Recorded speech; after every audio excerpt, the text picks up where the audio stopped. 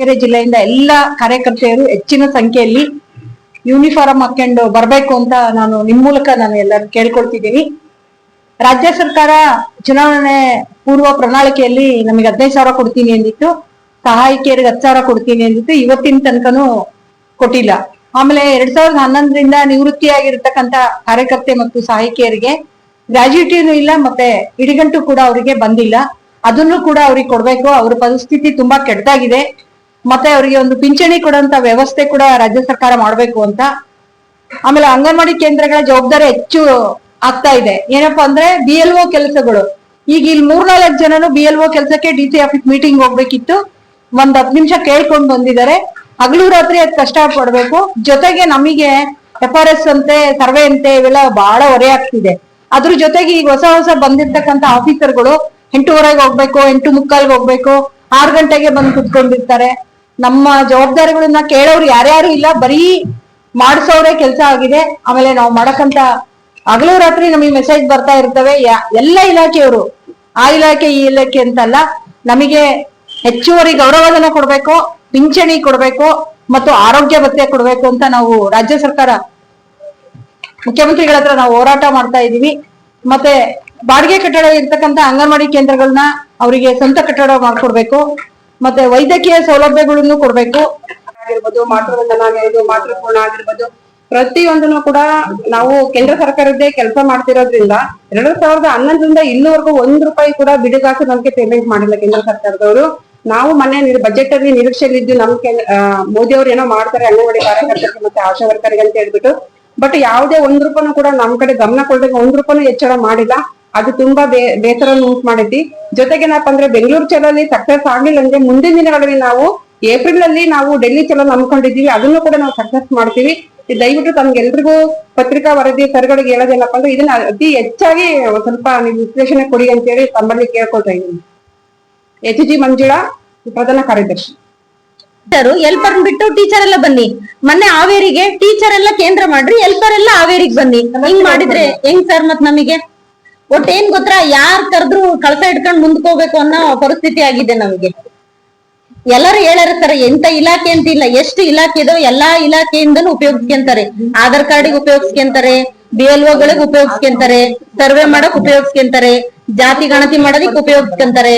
ಆಮೇಲಿಂದ ಈಗ ಗೃಹಲಕ್ಷ್ಮಿ ಫಲಾನುಭವಿ ಮರಣ ಹೊಂದಿದ್ರೆ ಅವ್ರದ್ದು ಲೀಸ್ಟ್ ತಗೊಳಕ್ ಉಪಯೋಗಿಸ್ಕೊಂತಿದ್ದಾರೆ. ಆದ್ರೆ ನಮ್ದು ಮಾತ್ರ ಯಾರು ಕೇಳಲ್ಲ. ಒಂದ್ ಸಣ್ಣ ವಿಷಯಕ್ಕೂ ಅಂಗನವಾಡಿ ಟೀಚರ್ ಒಂದ್ ಸಣ್ಣ ಒಬ್ರಿಗೆ ನಮಸ್ಕಾರ ಅನ್ಲಿಲ್ಲದ್ರು ಅದೇ ಮುಖ್ಯ ಆಗುತ್ತೆ. ಆದ್ರೆ ನಮಗೆ ಎಲ್ಲರಿಗೂ ಗಂಡ ಇರ್ಲ ಸರ್, ಎಲ್ಲ ವಿಡೋಗಳೇ ಜಾಸ್ತಿ ಇದು ಕೆಲ್ಸಕ್ಕೆ ಸೇರ್ಕೊಂಡಿರೋದು. ಅವ್ರಿಗೆ ಜೀವನ ಮಾಡೋದ್ ಹೆಂಗೆ, ಈಗಿನ ಬಾಡಿಗೆ, ಈಗಿನ ಮಕ್ಳು ಓದಿಸ್ಕೊಳೋದು, ಅದನ್ನ ಯಾರು ಯೋಚನೆ ಮಾಡಲ್ಲ ಸರ್ ಕೆಳಮಟ್ಟದಿಂದ. ಒಟ್ಟು ನಮ್ಮನ್ನು ಉಪಯೋಗಿಸ್ಕೊಳೋದ್ ಎಷ್ಟು ಉಪಯೋಗಿಸ್ಕೋ ಅಷ್ಟೊಂದು ಉಪಯೋಗಿಸ್ಕೊಂತ ಇದ್ದಾರೆ. ಹೆಸರಿಗೆ ಮಾತ್ರ ಮಹಿಳಾ ಮತ್ತು ಮಕ್ಕಳ ಅಭಿವೃದ್ಧಿ ಶೋಷಣೆ ಆಗ್ತಿರೋದು ನಮ್ಮಲ್ಲೇ ಸರ್. ಎಲ್ಲಾ ಇಲಾಖೆಯವರು ಬಂದು ದೌರ್ಜನ್ಯ ಮಾಡ್ತಾರೆ. ಏನಪ್ಪ ನಮ್ಗೆ ಇಲ್ಲಿ ಅಂಗನವಾಡಿಗಳು ಮುಚ್ಚೋಗೋ ಪರಿಸ್ಥಿತಿಯಲ್ಲಿ ಬಂದಿದೆ. LKG UKG ಮಿಡ್ಲ್ ಸ್ಕೂಲ್ ಅಲ್ಲಿ ಕೊಡ್ತಾ ಇದ್ದಾರೆ. 25,000 ಸಾಂಕ್ಷನ್ ಮಾಡ್ಬೇಕು ಅಂತ ಹೇಳ್ತಿದ್ದಾರೆ. ಈಗ 25,000 LKG UKG ಮಿಡ್ಲ್ ಸ್ಕೂಲ್ ಅಲ್ಲಿ ಓಪನ್ ಆಯ್ತು ಅಂದ್ರೆ ನಮಗೆ ಇಲ್ಲಿ ಅಂಗನವಾಡಿಗಳು ಬರ್ಡನ್ ಆಗ್ತವೆ. ಇಷ್ಟೇ ಕಾರಣ ನಾವಂದ್ರೆ ಅಂಗನವಾಡಿಗಳಲ್ಲಿ ಇರಲ್ಲ. ಗ್ರಾಮ ಪಂಚಾಯತ್ ಅವರು ಕರೀತಾರೆ, ಹೆಲ್ತ್ನವರು ಕರೀತಾರೆ, ಮುನ್ಸಿಪಾಲಿಟಿ ಅವರು ಕರೀತಾರೆ, ಯಾರ್ ಸತ್ರು ಕರೀತಾರೆ, ಹಸಿರು ಕರೀತಾರೆ. ನಾವ್ ಶಾಲಾ ಪೂರ್ವ ಶಿಕ್ಷಣ ಬಿದ್ದು ಹೋಗ್ತೈತೆ. ಅದ್ರ ಬಗ್ಗೆ ಯಾರು ಚಿಂತೆ ಮಾಡ್ತಾ ಇಲ್ಲ, ಬರೀ ಅವ್ರ ಕೆಲಸ ನೋಡ್ಕೊಂತಿದ್ದಾರೆ. ಒಂದಲ್ಲ ಒಂದಿನ ಈಗ ಹೆಂಗೆ ಶಾಲೆಗಳು ಮುಚ್ಚೋಗ್ತಿದಾವೆ ಹಂಗೆ ಒಂದಲ್ಲ ಒಂದಿನ ಮುಂದಿನ ದಿನಗಳಲ್ಲಿ ಅಂಗನವಾಡಿಗಳು ಅದೇ ತರ ಮುಚ್ಚೋಗ್ತವೆ ಅನ್ನೋದು ನಾವು ಆಶ್ಚರ್ಯ ಸರ್. ನಿಜವಾಗ್ಲೂ ಬಹಳ ಬೇಜಾರಾಗ್ತಿದೆ. ನಮ್ಮವಂತೂ ಬಹಳ ನಮ್ಮ ಮೇಲಂತೂ ಬಹಳ ದೌರ್ಜನ್ಯಗಳು ಆಗ್ತಿದಾವೆ. ಬಟ್ ಹೆಂಗೆ ನಾವು ಕ್ಲಿಯರ್ ತಗೋಬೇಕಂತಾನೆ ಗೊತ್ತಾಗ್ತಿಲ್ಲ ಸರ್. ಸರ್ಕಾರದಿಂದ ಸರ್ ಒಂದು ಆದೇಶ ಕೊಟ್ರೆ ಶಾಲೆಗೂ ನೀವು UKG LKG ಓಪನ್ ಮಾಡ್ಕೊಳ್ರಿ ಅಂತ ಪ್ರತಿ ಶಾಲೆಗೂ ಕೊಡ್ತಾರೆ. ಪ್ರತಿ ಅಂಗನವಾಡಿಗೆ ಕೊಟ್ರೆ ಮಕ್ಳು ಎಲ್ಲಿಗೆ ಸರ್ ಬರ್ತಾರೆ? ಆ ಶಾಲೆಗೆ ಯಾಕೆ ಹೋಗ್ತಾರೆ ಅಂದ್ರೆ ಅಲ್ಲಿ ವ್ಯವಸ್ಥೆ ಚೆನ್ನಾಗಿದೆ, ಯೂನಿಫಾರ್ಮ್ ಕೊಡ್ತಾರೆ, ಶೂ ಕೊಡ್ತಾರೆ, ಎಲ್ಲ ವ್ಯವಸ್ಥೆ ಇದೆ ಸರ್. ನಾವ್ ಅಲ್ಲಿಗೆ ಕಳಿಸ್ತೀವಿ ಅಂತಾರೆ. ನಾವೇನ್ ಮಾಡಕ್ಕಾಗುತ್ತೆ ಸರ್? ಮನವೊಲಿಸಿ ಅಂದ್ರೆ ಎಷ್ಟು ಹೊಲ್ಸಕ್ಕಾಗುತ್ತೆ? ಈ ಒಂದೊಂದು ಆದೇಶ ಕೊಟ್ಟ ಮೇಲೆ ಅದು ಒಂದ್ ಇಲಾಖೆಗೆ ಅಷ್ಟೇ ಕೊಡ್ಬೇಕು. 2 ಇಲಾಖೆ ಕೊಟ್ರೆ ಹೆಂಗ್ ಸರ್? ಅದ್ ಮತ್ತೆ ಒಂದೊಂದು ಆಗುತ್ತೆ. ಅದನ್ನ ಯಾರು ಕ್ಲಿಯರಿಟಿ ಕೊಡೋರಿಲ್ಲ, ಯಾರು ನಮ್ ಬಗ್ಗೆ ಮಾತಾಡೋರು ಇಲ್ಲ. ಅಂಗನವಾಡಿ ಇಲಾಖೆನಲ್ಲ ನೋಡಿದ್ರಾತು ಮಾತಾಡಿದ್ರಾತು ಅಂತಾರೆ. ಎಲ್ಲ ಮುಗಿದ್ಮೇಲೆ ಕೆಲಸ ಆದ್ಮೇಲೆ ಸರ್ ಬಾಡಿಗೆ ಕಟ್ಟದಲ್ಲ ಸರ್, ತಿಂಗಳು ಬರಲ್ಲ, 3 ತಿಂಗಳಿಗೆ ಒಂದ್ಸಲ ಸರ್. ಅವಾಗ ಒಟ್ಟಿಗೆ ಆಗ್ತಾರೆ. ಈಗಿನ ಅಧಿಕಾರಿಗಳು ಹೆಂಗಿದ್ದಾರೆ ಅಂದ್ರೆ ನಿಜವಾಗ್ಲೂ ಸರ್ ಬಹಳ ಬೇಜಾರಾಗ್ತೈತೆ. ಅಡಿಯಿಂದ ಮುಡಿವರೆಗೂ ಕೂಡ ಹೊಸ ಒಬ್ರು ಆಫೀಸರ್ ಬಂದಂತ ಯಾರು ಹೊಸ ಉರುಪ ಅವರು ಇರ್ಲಿ ಬಿಡಕ್ಕ ಅಲ್ಲ ಹೊಸ ಉರುಪ ಅವರಿಗೆ ಅವರು ನಮಗೆ ಸರ್ವಿಸ್ ಆಗಿರೋದು ಅವ್ರಿಗೆ ವಯಸ್ಸಾಗಿಲ್ಲ ಸರ್.